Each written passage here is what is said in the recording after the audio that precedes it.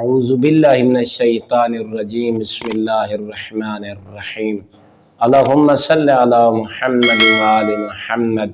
مومنین مسلمین، ایک شخص اللہ دے رسول حضرت محمد المصطفیٰ صلی اللہ علیہ وآلہ وسلم دی بارگاہ دے وچ حاضر ہویا اور آ کے مولا کو ارشاد فرمایا، آقا میری اولاد ہے لیکن میں نے کدیں بھی اپنے اولاد دے بوسے نہیں گدے۔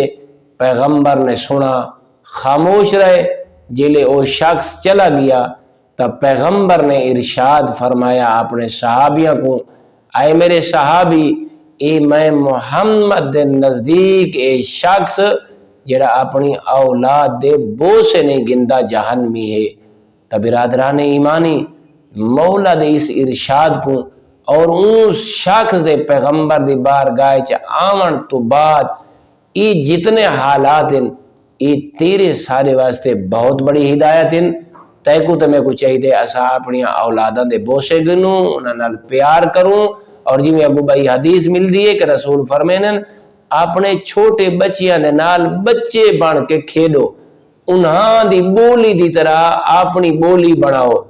یہ چاہیے کہ یہ چھوٹے بچے اے جنت دے پھولن اور انہاں پھولاں کو خوش رکھنا چاہیے۔ والحمدللہ رب العالمین۔